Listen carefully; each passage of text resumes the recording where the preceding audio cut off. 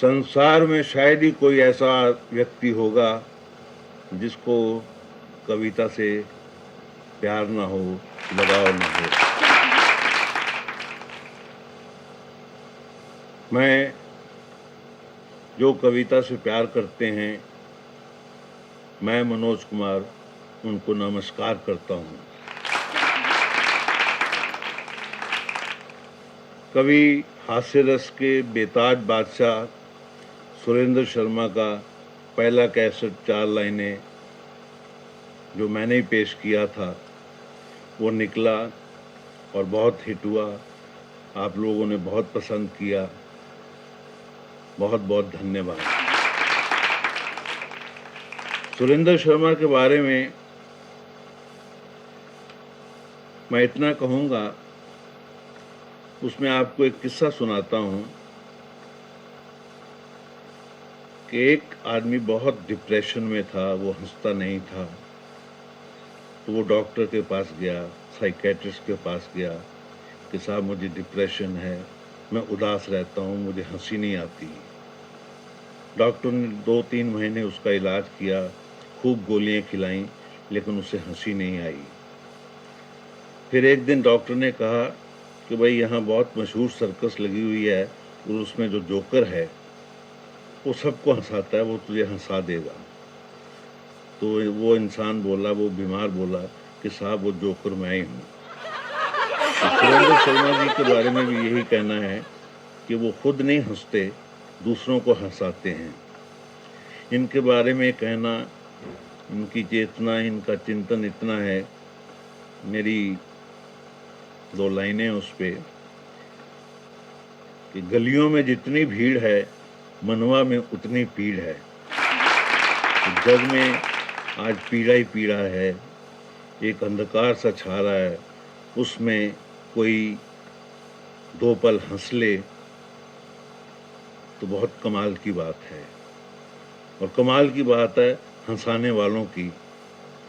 तो मैं पेश करता हूँ श्री सुरेंद्र शर्मा का दूसरा 4 लाइनों वाला कैसेट। मैं मनोज जी का बड़ा आभारी हूँ। जैसा कि आपको मालूम है, मैं हरियाणा का हूँ और हरियाणा में अंग्रेजी भी बोलेंगे तो हरियाणवी भाषा में ही बोलेंगे। हरियाणा वाला यही कहेगा, बोले हाउ डू डू रहे, उसमें भी वो हरियाणवी टच लियाएगा। हरियाणा में सीधा आदमी दिखे ना तो समझ लेना टेढ़ा निकलेगा।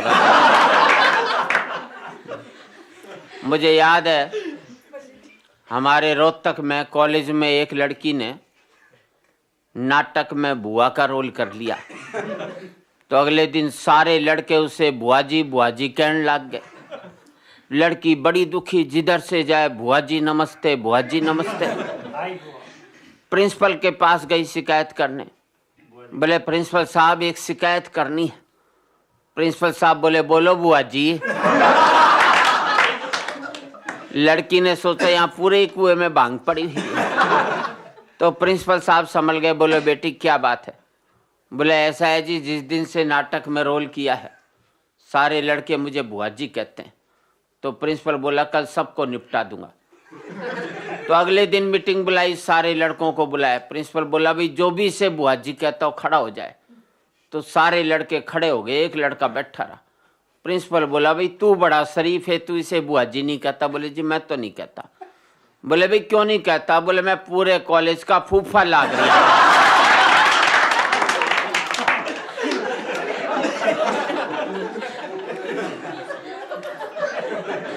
तो हमारे यहाँ शरीफ दिखने वाला भी पता नहीं क्या निकल गया है, कुछ कह नहीं सकता। मैं अभी हरियाणा के बारे में ही मैं बता रहे थे, तो मुझे याद है हमारे हरियाणा में एक बस में एक चौधरी गया दूसरे के पास। बोले भाई चौधरी खड़ा हो जा, मेरी सीट रिजर्व है। तो चौधरी बोला भाई क्या प्रूफ है तेरी सीट रिजर्व है। तो आदमी बोला जी मैं इस पर अपना रुमाल डाल गया था। तो हरियाणा वाला बोला भाई कल को रुमाल तू मेरी घरवाड़ी पर डाल देगा, वो क्या तेरी हो जाएगी? ऐसे कोई रुमाल डालने से रिजर्वेशन होते हैं? मैं 4 लाइन सुना रही हूं और इन 4 लाइनों में मैंने पत्नी की खूबसूरती के गुण गाए, लेकिन कितना महंगा पड़ा। मैंने पत्नी से कहा, पत्नी जी, इसमें हंसने की क्या बात है? आदमी जिससे डरता है जी लगा कर ही बोलता। पत्नी जी, मेरो इरादो बिल्कुल ही नेक है, तू सैकड़ों में एक है। घरवाली बोली बेवकूफ मत बनाओ, बाकी 99 कौन है या बताओ।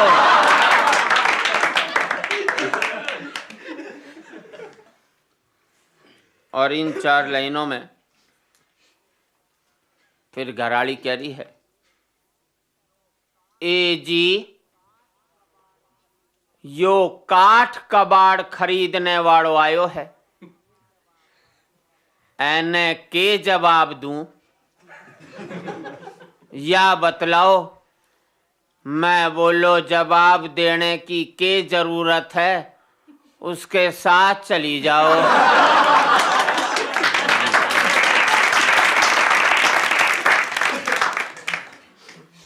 मैं 4 लाइन और सुना रही हूं। इन 4 लाइनों में मैंने घरवाली से कहा, पत्नी जी, मैं छोरा ने कवि बना दूं तो के हुए गो? घरवाली बोली होनी जानी के है, बुढ़ापो भी खराब हुए गो।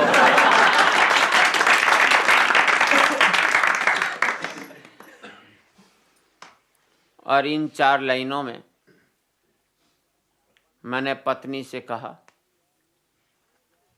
पत्नी जी, जय मैं ऊं युग में महाराणा प्रताप हो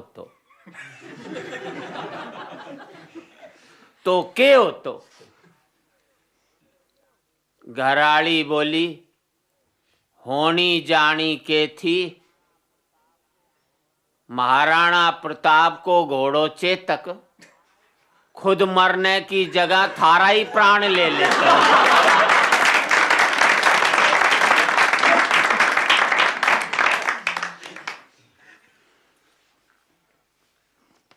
मैं एक कविता आपको सुना रहा हूं और इस कविता में ये जो हमारे आपसी झगड़े होते हैं पति पत्नी के, हर एक घर में होते हैं, पर इस हिंदुस्तान में ही आदमी पत्नी से डरता है। उसकी क्या वजह है? मैंने रिसर्च की पिछले दिनों, तो मुझे पता लगा उसका वजह है करवा चौथ का व्रत। पता नहीं पत्नी कब तोड़ दे, क्योंकि पति की जिंदगी के लिए किया जाता है। इधर व्रत तोड़ा, उधर पति साफ।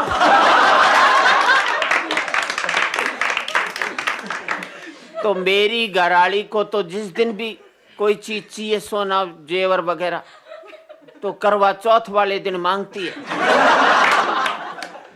अभी इसी करवा चौथ वाले दिन बोले जी वो सोने का सेट दिलाओ। मैंने कहा मैं तो नहीं दिलवाता। तो उसने कहा व्रत तोड़ूं के? मैंने भगवान रहने दे, अभी लेकर आया थे। तो एक कविता मैं सुना रही हूं। ये जो मैं आपको 4 लाइन सुनाता हूं, कई बार मेरी जिंदगी में ये टेंशन क्रिएट कर देती है। मैं बीच बीच में अंग्रेजी के शब्द इसलिए बोलता रहता हूं ताकि आप लोगों को विश्वास हो जाए कि मैं और कवियों की तरह नहीं हूं, पढ़ा लिखा कवि हूं। और अंग्रेजी का ज्ञान मेरा बहुत अच्छा है। एक आदमी ने दूसरे आदमी से पूछा, बोले भाई ये चोपड़ा साहब ये केमिस्ट्री डिपार्टमेंट का? तो चोपड़ा साहब बोले जी केमिस्ट्री नहीं केमिस्ट्री होता है। तो आदमी बोले अच्छा कोपरा साहब। अगर केमिस्ट्री केमिस्ट्री होता है तो यही हो सकता है। तो मुझे याद है एक आदमी ने दूसरे से कहा, बोले यार मेरा अंग्रेजी का प्रोनाउंसिएशन खराब है। दूसरा बोला मेरा भी यही खराब है। उससे वो गलत भी नहीं बोला गया ढंग से।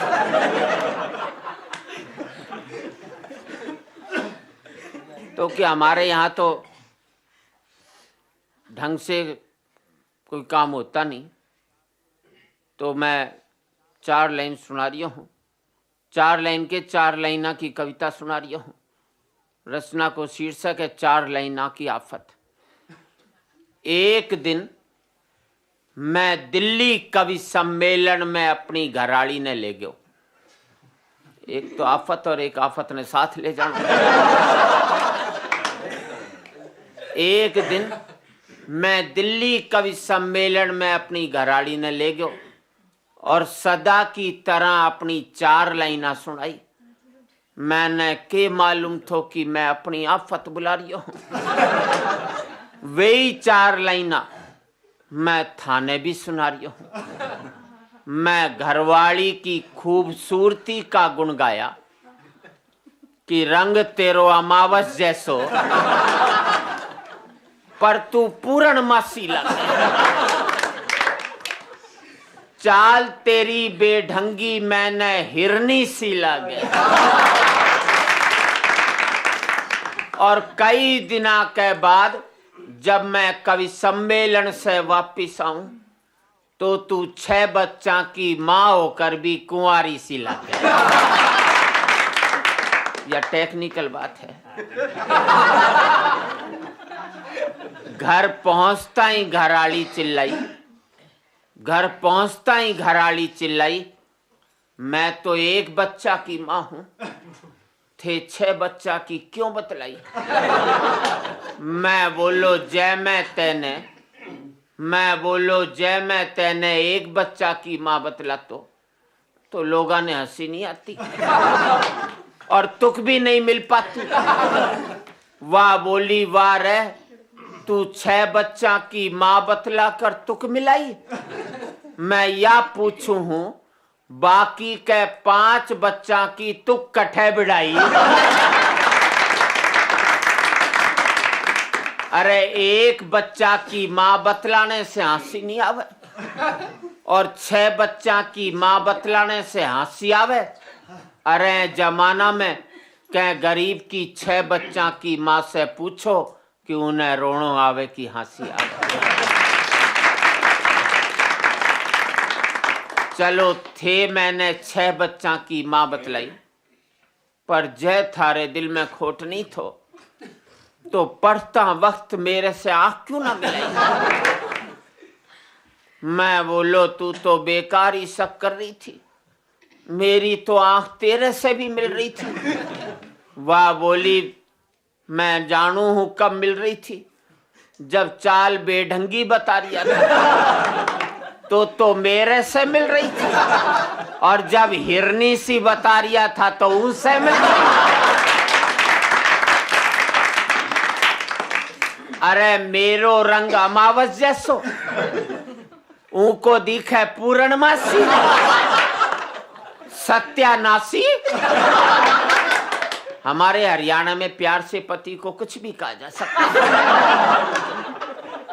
सत्यानाशी या कवैया कहने से आवे हंसी।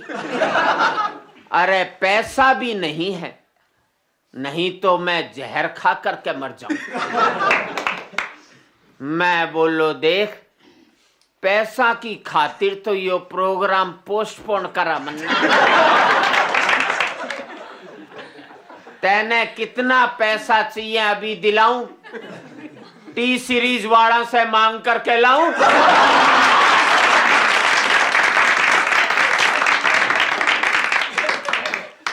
पर सुन ले वेद पुराण में एक बात सही कही है, पत्नियां नोट कर लें, जितनी भी औरतें यहां पर बैठी। वेद पुराण में एक बात सही कही है कि पत्नी दासी होवे है और पति परमेश्वर हो, और पति परमेश्वर होवे है। वाह बोली मैं तो दासी बनकर रह लूंगी, पर थे अपनी कहो, थे पति हो, जाओ परमेश्वर के पास ही जाकर रहो।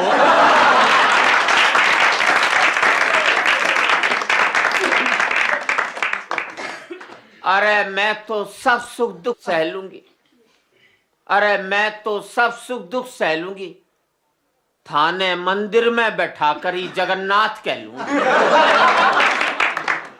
मैं बोलो यो हिंदुस्तान को पति, यो बिचारो हिंदुस्तान को पति भी अजीब कष्ट सवे है।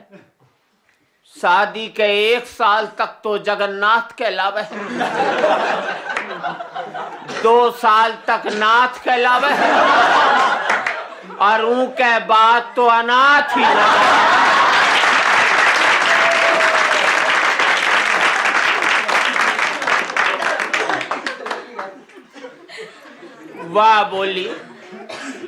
वाह बोली थे तो अनाथ ही नजर आओगा, क्योंकि मैंने मालूम है जब थे वरमाला पर मेरे दरवाजे आया था तो बैंड वालों गानों बजा रिया था कि दे दे अल्लाह के नाम पर दे दे। इंटरनेशनल फकीर आए।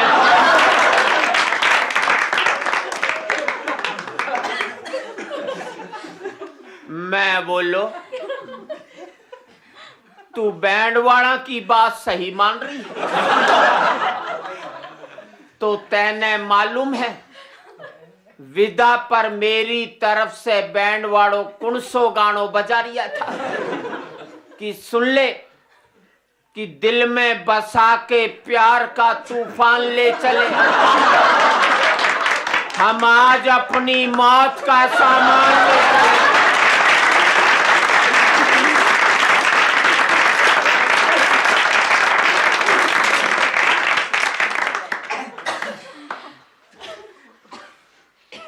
बहुत कुछ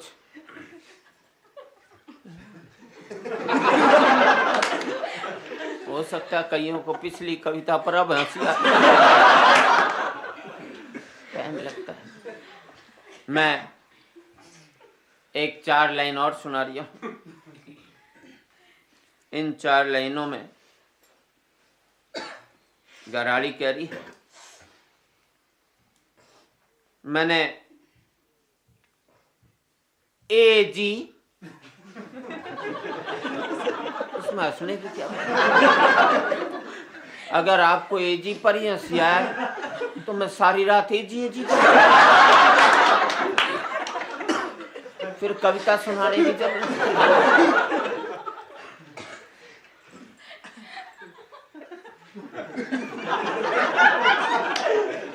जी जय मैं फिल्मा में हीरोइन होती तो के हो तो मैं बोलो होनी जानी के है। फिल्म को एंड होने से पहले दर्शकों को एंड हो लियो।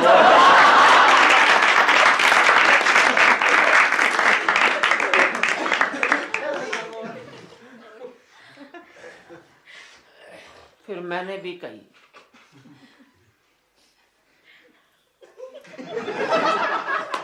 पत्नी जी जय मैं सूट बूट पहन के अच्छा कपड़ा के पहन के फिल्मा में चलो जाऊं तो हीरो बन जाऊं। गराड़ी बोली थारो माथो खराब है। अरे थारो माथो खराब है के फिल्म को बेड़ो ही गरक हो जावे। अरे कोई गधो सूट पहन ले तो घोड़ो थोड़ा ही हो जावे वो।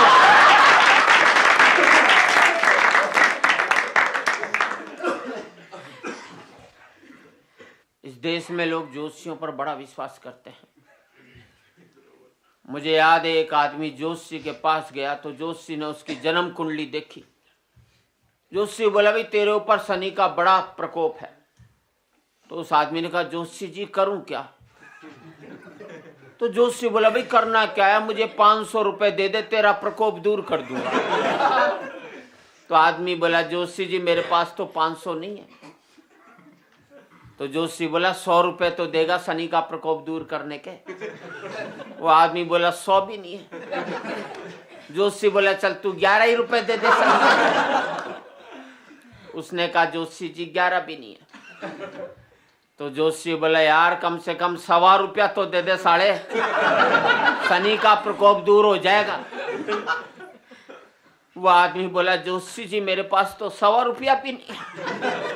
तो ज्योतिषी बोला फिर आराम कर, शनि तेरा क्या बिगाड़ लेगा।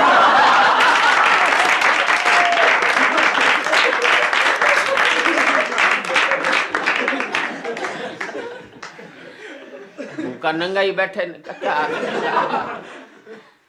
एक कविता नेताओं के ऊपर क्या सुनाऊं, क्योंकि इस देश के नेता देश के इतने काम नहीं आए जितने हम कवियों के काम आए। रोज हंसी की कोई ना कोई बात दे देते। कुर्सी पर बैठे एक भ्रष्ट नेता को खटमल ने काट खाया। तो नेता ने चपरासी को बुलाया और ये हुक्म सुनाया कि कल तक मेरी कुर्सी से खटमलों को मिटा दो। कमबख्त मेरी कुर्सी में रह के मुझे ही काटते हैं। चपरासी बोला मुझे क्यों डांटते हैं, आप तो सारे देश को काटते हैं।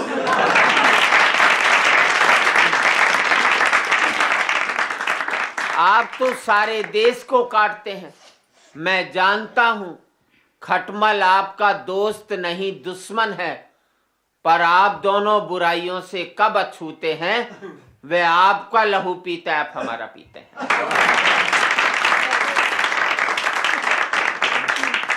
और फिर साहब खटमल को मैं किसी तरह मार भी दूं, खटमल मर जाएगा लेकिन कुर्सी नहीं छोड़ेगा, क्योंकि उसने लहू तो आपका ही पिया है ना।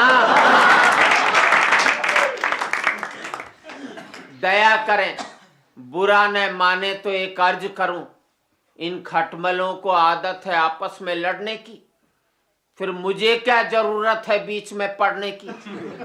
अपनी आपसी लड़ाई आप ही सुलझाइए, मैं तो सरकारी नौकर हूं, मुझे घरेलू मामलों में मत फंसाइए।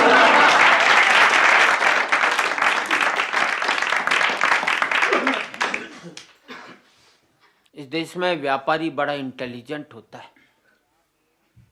मुझे याद है एक ने मलाड में टीन के छप्पर में चाय की दुकान खोल ली और ऊपर बोर्ड लगा दिया होटल ओबराय टावर्स, और नीचे लिख दिया हमारी बंबई में कोई ब्रांच नहीं है। अब बिगाड़ ले 5 स्टार होटल, क्या बिगाड़। छोटा से छोटे व्यापारी इंटेलिजेंट। अब आप हमारे दिल्ली में कुतुब रोड पर जाओ तो वहां पर एक बोर्ड लगा है, उस बोर्ड पर लिखा है अमिताभ बच्चन 1 रुपये, जया भादड़ी 75 पैसे। अब वो गन्ने के जूस की दुकान है। बड़ा गिलास और छोटा गिलास लिखने की जगह दोनों कलाकार ही निपटा दिए भाई।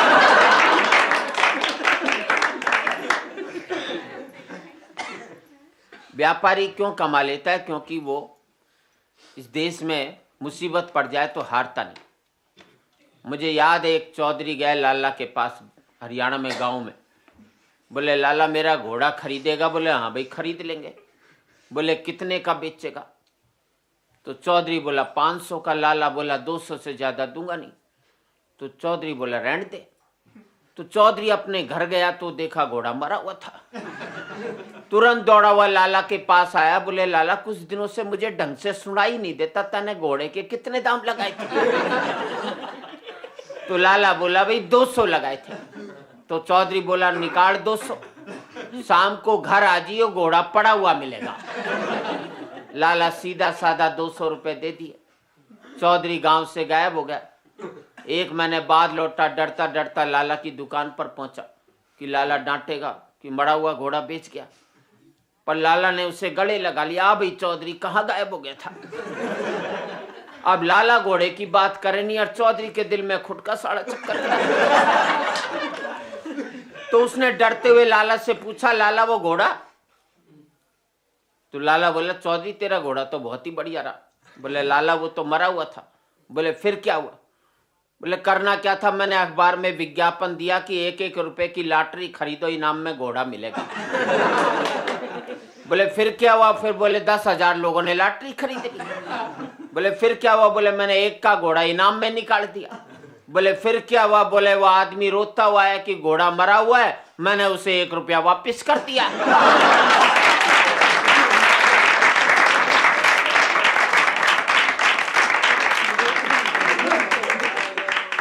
तो इस देश में व्यापारी इंटेलिजेंट होता है, इसलिए वो कमा लेता है। इस देश में बच्चे बड़े इंटेलिजेंट हैं। कभी बच्चों को कोई शिक्षा मत देना, उल्टे सर पर पड़ेगी तुम्हारे। मुझे याद है एक बच्चा मास्टर जी के पास गया। बोले मास्टर जी, बोले क्या बात है बेटे? बोले कल रात को तुम्हारे पिताजी मेरे सपने में आए थे। मास्टर बोला मेरा बाप 5 साल पहले मर गया, वो तेरे सपने में कैसे आ गया? बच्चे ने कहा बस बाई दिवे आ गए। और मुझसे बोले मेरे बेटे से कह दियो तुझे पास कर देगा। मास्टर बोला ठीक है भाई। तो दूसरे दिन मास्टर ने बच्चे को बुलाया। बोले क्यों बे? मेरे पिताजी तो मेरे भी सपने में आए थे। उन्होंने मुझसे कहा था लड़का बड़ा बदतमीज है, उसे पास मत करना, फेल ही कर देना। तो बच्चा बोला मास्टर जी पास करो फेल करो आपकी मर्जी, लेकिन बड़े बदतमीज है तुम्हारे पिताजी। साले मुझसे कुछ कह गए, तुमसे कुछ कह गए।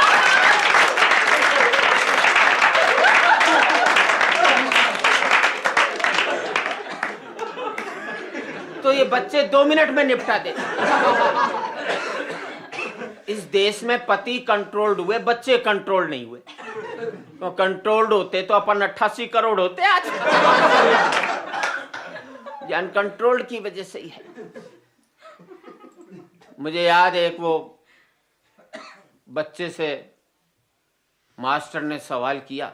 ये 2 मिनट में बच्चे पोल पट्टी खोल देते हैं, क्योंकि बच्चों के बारे में मैंने कुछ नहीं कहा इसलिए। तो मास्टर ने बच्चे से सवाल पूछा। बोले मान ले मैंने तेरे पिताजी को 1 लाख रुपया इंटरेस्ट पर 15% इंटरेस्ट के हिसाब से 1 साल के लिए दिया। बता 1 साल बाद हिसाब लगाकर तेरे पिताजी कितना रुपया लौटाएंगे? तो बच्चा बोला मास्टर जी 1 भी नहीं। तो मास्टर ने मारा बच्चे को। बोले तू हिसाब नहीं जानता? तो बच्चा बोला मास्टर जी मैं तो हिसाब जानता हूं, पर आप मेरे बाप को नहीं जानते। उसने आज तक किसी का लिया हुआ लौटाया ही नहीं है, तुम्हारे कहां का लौटाया? तो ये स्थितियां हो जाती हैं। मैं एक 4 लाइन आपको सुना रही हूं, और इन 4 लाइनों में घराड़ी कह रही है, मेरी कह रही है, तुम्हें क्यों टेंशन हो? घराड़ी कह रही है ए जी, ये श्रृंगार रस की है।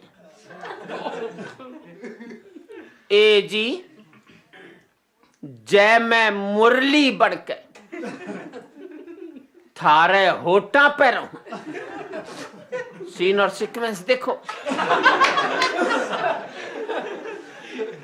जय मैं मुरली बनकर थारे होटा पे रहूं तो के होवे गो। मैं बोलो तेरो तो कुछ भी नहीं बिगड़ेगो, पर मेरो जबाड़ो बाहर ने आ जावे।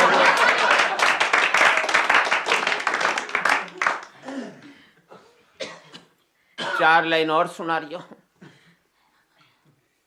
इन 4 लाइनों में अपने हिसाब से मैंने एक बात कही है और घराड़ी कह रही है, ए जी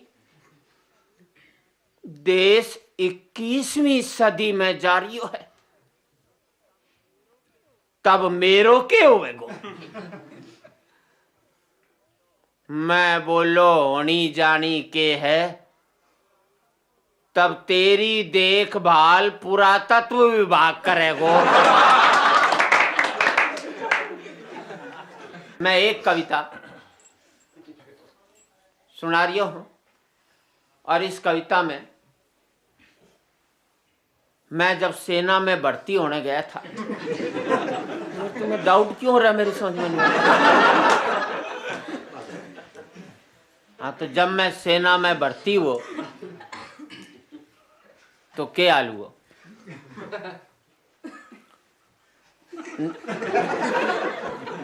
आप तो ऐसे हंस रहे हो जैसे मैं हो नहीं सकता। नौकरी ढूंढ तो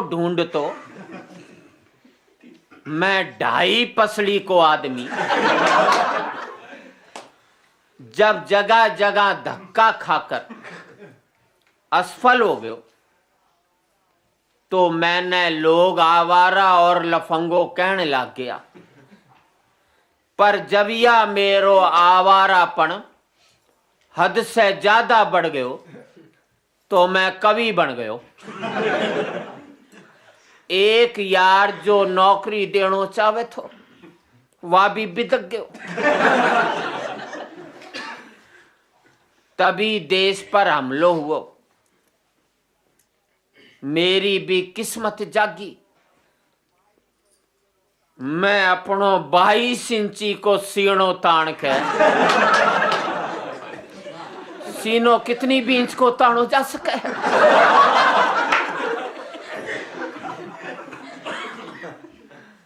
बाईस इंची को सीनो तान के घराने पहुंचो और घरवाली से बोलो सावधान हो जा, सेना में जा रही हूं,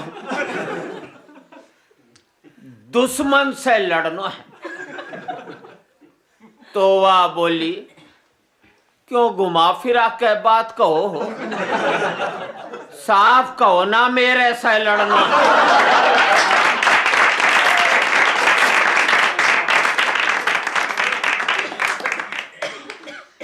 मैं बोलो तू तो गलत समझ गई, मैंने तो देश की रक्षा की खातिर जानो है। वह बोली देश की रक्षा की खातिर, घर में तो थारे से बाढ़ भी को नहीं जो की जा। घर में बैठा बैठा थे कलम तोड़ो, सेना में तोप तोड़ने को आइडियो है।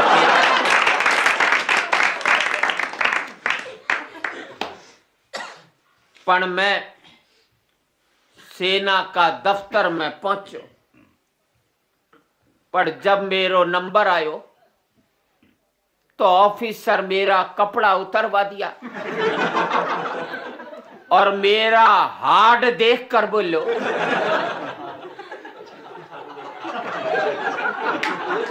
जी छाती तो थारी है ही कौन।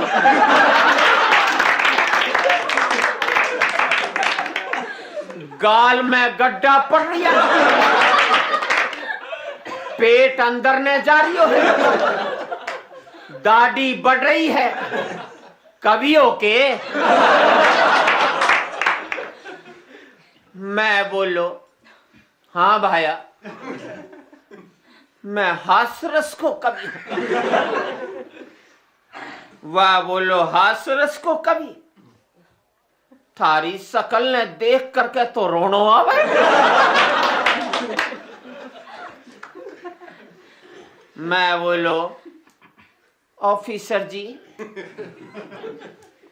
मैंने दुश्मना ने शकल थोड़ी दिखानी है, मैंने तो गोली चलानी है।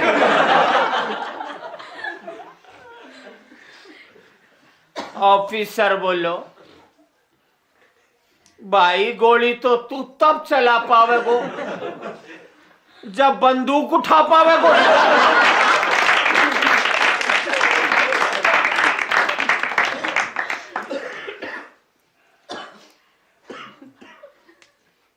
अरे तेरो आधो खून तो गोली की आवाज सुनता ही खत्म हो जावे।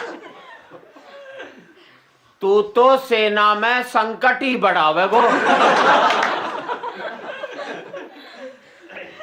और हमला में तेरो एक बोतल खून निकल गयो तो तू बेहोश हो जावेगो और 3 बोतल वापिस चढ़ेगी तब होश में आवेगो।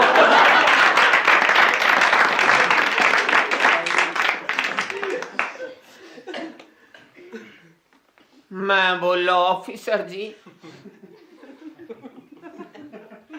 अगर यही बात है तो मैं सेना के पीछे खड़ो हो जाऊंगा और लाउड स्पीकर से अपनी हास्यरस की कविता सेना ने सुनाऊंगा।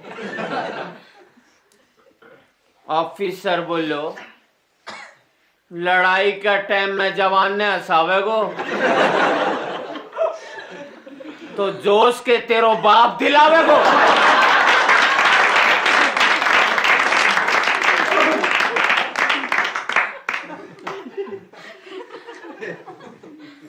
मैं बोलो भाई जी, मैं कवि हूं, थे मेरे कलम की ताकत ने जाना को नहीं।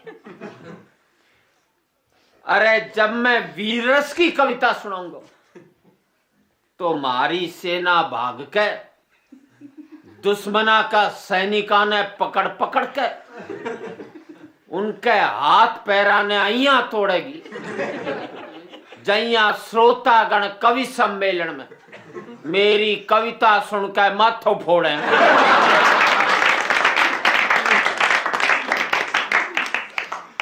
ऑफिसर बोलो कविता तो छोड़,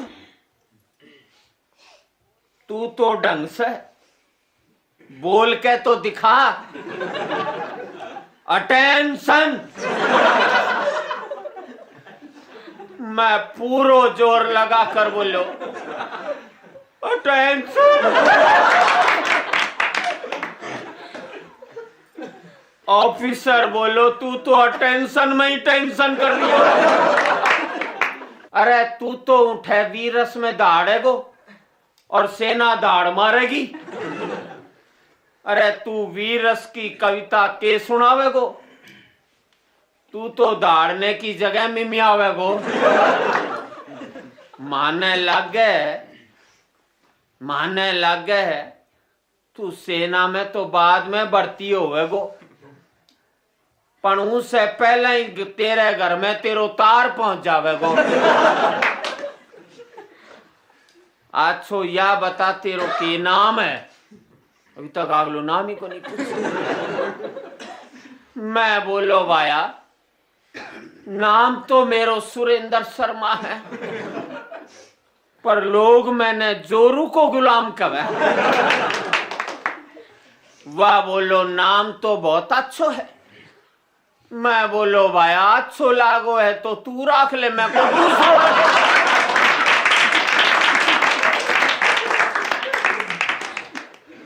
अच्छो लागो है तो तू रख ले, मैं कोई दूसरो रख लूंगा। अरे थारे लड़नो वड़नो बस को नहीं थे तो घरा में जाओ और उठे ही पापड़ बेलो। सेना में भेजनो ही है ना तो अपनी घराड़ी ने भेजो।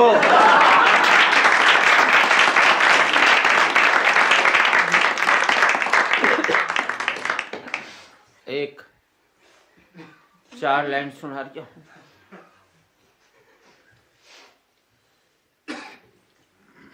घराड़ी कह रही है, ए जी पड़ोसी की चौथी घराड़ी मर गई।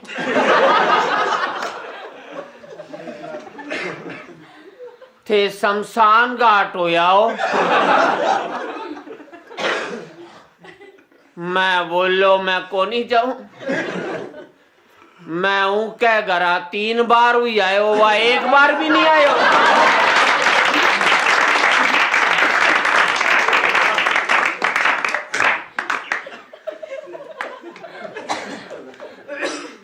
और इन 4 लाइनों में घराड़ी कह रही है, ए जी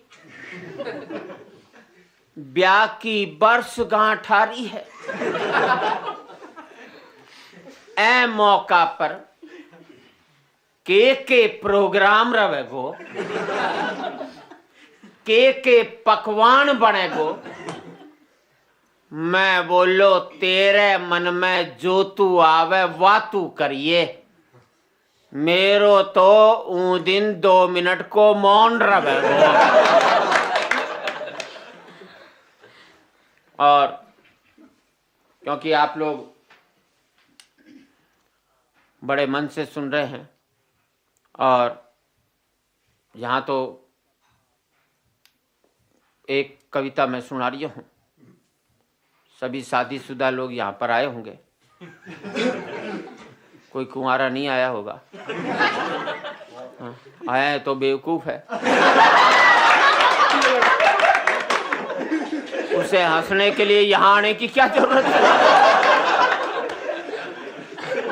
वो तो घर बैठे भी ही कर सकता। ये तो शादीशुदा आदमी बेचारा घर में नहीं हंस पाता, तो ये सोचता चलो 1 आध घंटा बर्बाद होगा लेकिन हंस तो लेंगे कम।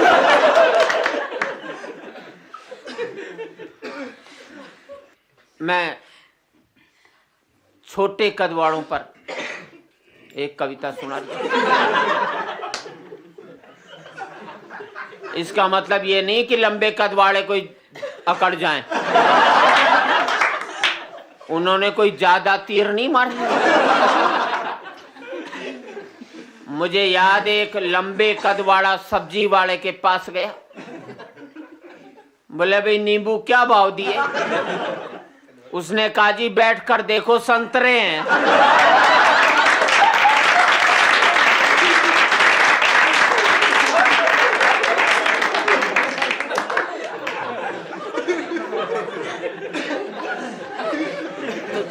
छोटे कद वालों के साथ क्या क्या दिक्कत हो जाती है। हे ईश्वर,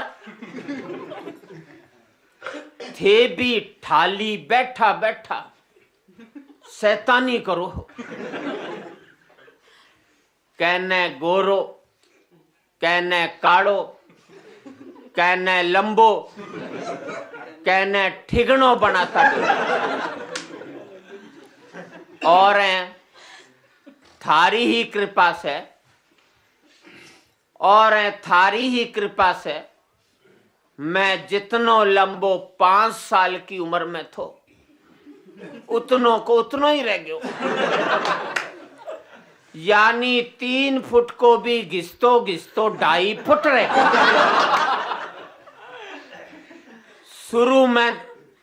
शुरू में तो मैंने दिक्कत को नहीं हुई, शुरू में तो मैंने दिक्कत नहीं हुई, पर जब मैं जवान हुआ तो लड़की वाला मैंने देख करके बच्चों बतला में कोई उनसे पूछे कि ठिगना के जवानी को नहीं आवे।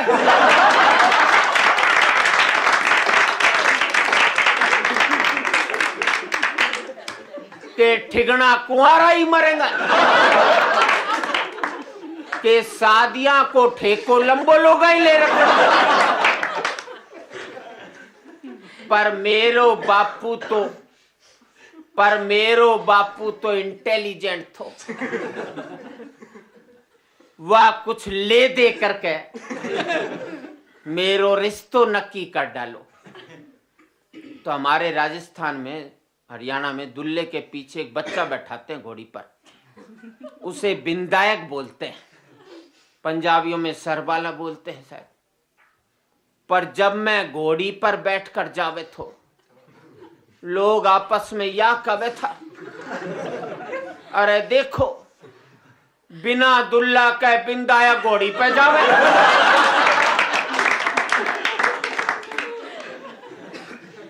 इतनी तो मेरे सहन हो गई। पर जब वरमाला को टाइम आयो तो माड़ा मेरे गड़े में पड़ने की जगह पीछे खड़े नाई के गड़ा में पड़ गया। वह तो नाई घर को थो, जय वाई ले जातो तो मैं के कर लेता। पर मेरी तो आफत आनी थी। तो ब्याह के कुछ दिन बाद ही मैं अपनी घरवाली ने पिक्चर दिखावा ले गयो। कोई एडल्ट पिक्चर लाग रही थी।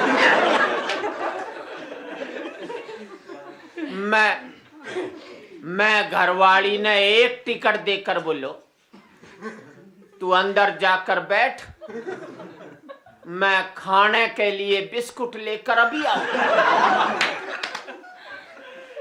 पर जब मैं गेट पर पहुंचो तो गेट कीपर बोलो थे अंदर को नहीं जा सकते,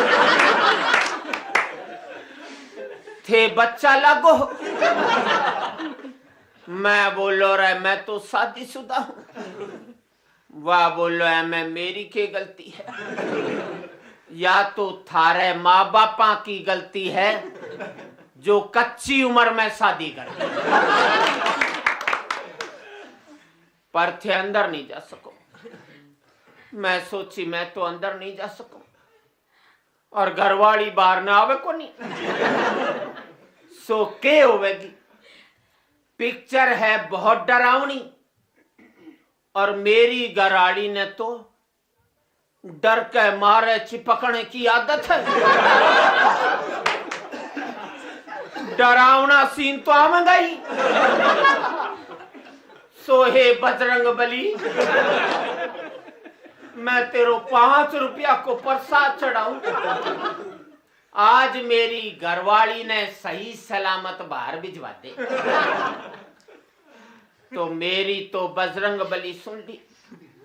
वह थोड़ी ही देर में बाहर ने आ गई और उसके कुछ दिन बाद ही मैं अपनी घरवाली ने रामलीला दिखाने ले गया कि भारी भीड़ हो रही थी।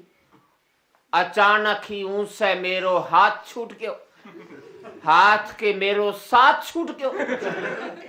मैं घरवाली ने चारों तरफ देखने लगो।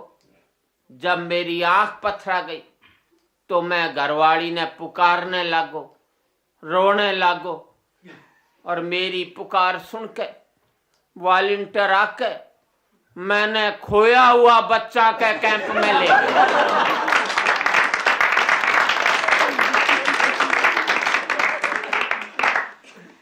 मैं बोलो थे कैसा वॉलंटियर हो, थे खोया हुआ ने ढूंढो कि अच्छा भला ने खो। तो जब मेरे साथ यह घटना घट रही थी तो स्टेज पर राम विवाह हो रही थो। रामचंद्र जी तो अपनो ब्याह रचा रिया था, पर मेरो तो होयोड़ो ब्याह भी उजड़ गयो था। मैं सोची के मालूम ए रामलीला में कितना रावण घूम रिया है। सोहे सती साध्वी तू अपनी रक्षा आप ही करिए। तेरा राम ने तो ये वॉलंटियर पकड़ रखा है। रामचंद्र जी भी सीता हरण पे इतना नहीं रोया हूंगा जितना मैं रोयो, क्योंकि रामचंद्र जी चाहता तो उनको तो और भी ब्याह हो सके तो मेरो तो एक ब्याह भी रो दो करके वो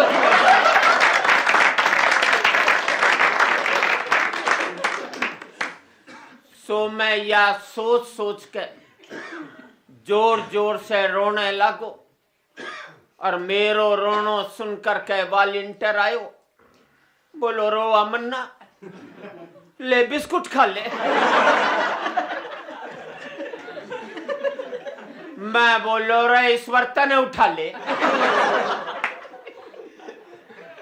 कहीं वा मैंने ढूंढी, कहीं मैं घर ने आयो या मैं थाने के बतलाऊं, पर ब्याह के कुछ साल बाद ही मैं एक छोरा को बाप बन गयो, यानी बखेड़ो और बढ़ गयो। वह छोरो 5 साल की उम्र में ही मेरे कद से ज्यादा बढ़ गयो। अब कविता सीरियस हो रही है। पर एक रात जब ब्लैक आउट हो रही थो तो छोरो मेरे पास में सो रही थो। अचानक ही छोरो रोयो। मैं घरवाली ने आवाज लगाई, तू कहाँ है? यो छोरो मैंने तंग करे है, तू एने गोदी में ठाले। तो वह आकर के छोरा की जगह मैंने ही गोदी में ठाली।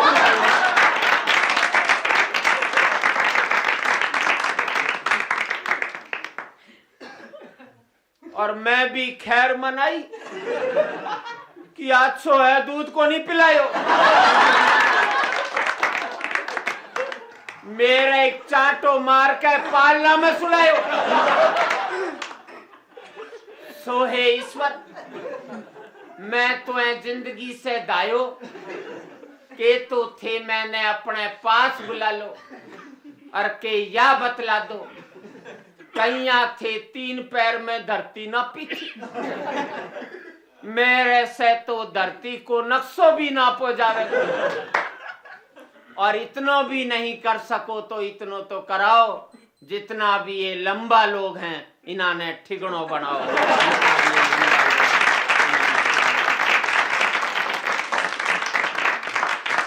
और आपके यहाँ तो काफी म्यूजिक के कैसेट्स बनते हैं, बहुत बहुत गाने आ गए। इस देश में नौजवान 47 में सन 47 जब आजाद हुए तब गाता था, सरफरोशी की तमन्ना अब हमारे दिल में है, देखना है जोर कितना बाजवे कातिल में है। वहां से शुरू हुआ था, इल्लू इल्लू गाने लग गया। इसमें गाने वालों का तो कसूर नहीं, हम जैसे लिखने वालों का ही कसूर है। दुनिया भर के ऊट पटांग गाने लिख दिए। प्रेमी प्रेमिका से कह रहा है मैं तेरे लिए तारे तोड़ लाऊं।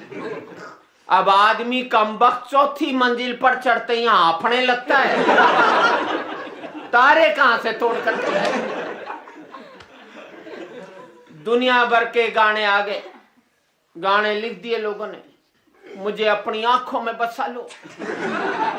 भाई आंख फोड़नी है क्या? क्यों बसा लो? जो चीज टेक्निकली पॉसिबल नहीं है उसको गानों में लिख दिया। अब कॉलेज के दिनों में एक लड़की ने मुझसे कहा कि तुम्हें देखकर मेरे दिल में कुछ कुछ होने लगता है। मैंने उससे कहा भाई दिल में कुछ कुछ होने लगता है तो एक्सरे करा ले।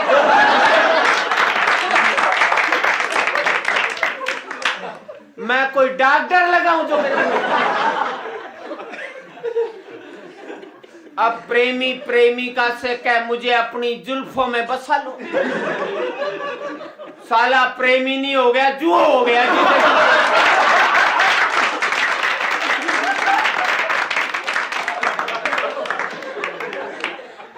भाई टू द पॉइंट बात करो।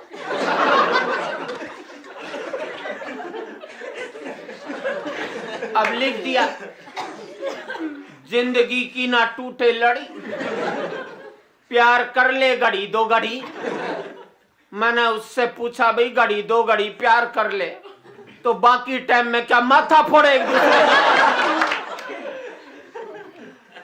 तैने 2 घड़ी का टाइम टेबल बता दिया, बाकी घड़ियों का टाइम टेबल क्या मेरा बाप बताएगा? तो टोटल इनकम्प्लीट पोएट्री। अभी पिछले दिनों एक ने बड़ी ऊंची फेंकी कि 100 साल पहले मुझे तुझसे प्यार था, आज भी और कल भी रहेगा। भाई दोनों भूत हो क्या?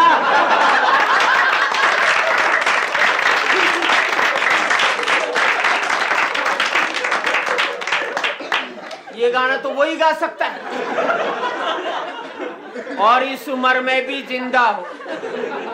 तो ये गजल गाने की उम्र है कि भजन करने की उम्र है? हंसने की बात नहीं है, सही बात आ रहा हूं, मुझे बड़ी टेंशन होती है।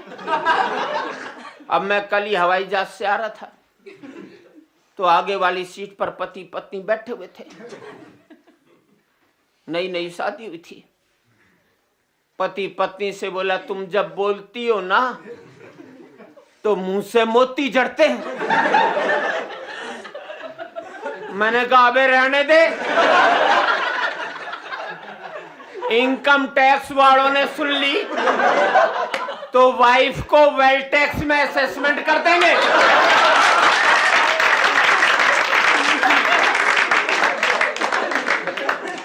और ज्यादा चींचपड़ करेगा तो प्रॉपर्टी जब्त भी कर लेंगे।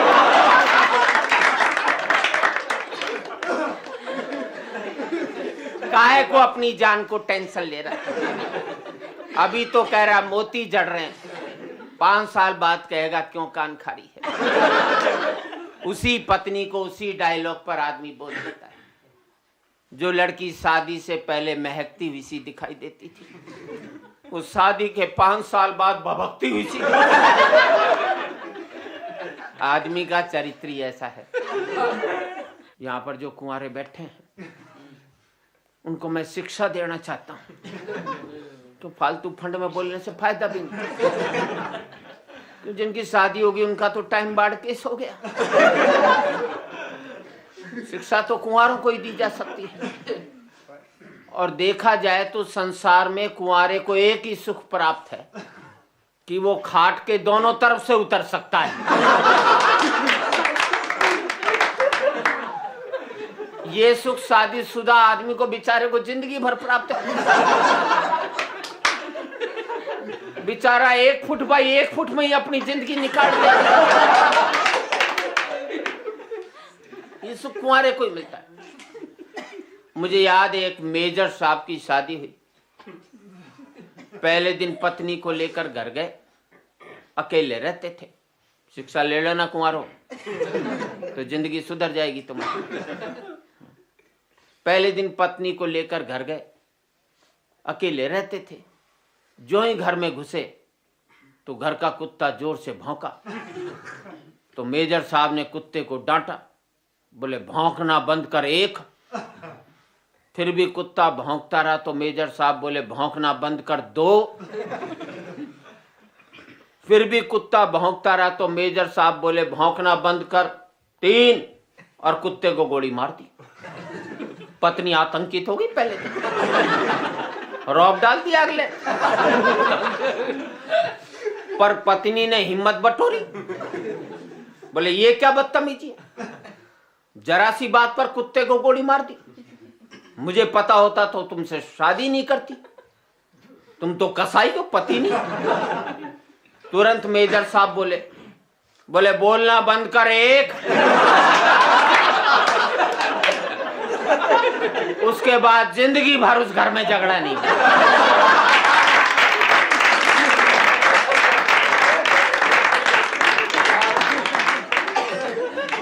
हंसने की बात नहीं है, मैंने भी ऐसा ही किया था। पर मेरे साथ दिक्कत ये हो गई कि मेरा वाला डायलॉग पहले पत्नी ने बोल दिया, तो मैं आज तक चुप बैठा कि कौन पहले बाजी मार ले जाए। और मैं आपने आज सबने यहाँ जो मेरा स्वागत किया उसके लिए मैं आपका आभार व्यक्त करता हूँ। मैं जानता हूँ एक आदमी ना हिंदी में अभिनंदन बोलना जानता था, ना आभार बोलना जानता था। उसने यही कहा, बोले आपने मेरा जो ये किया है उसके लिए मैं आपका बड़ा वो हूं।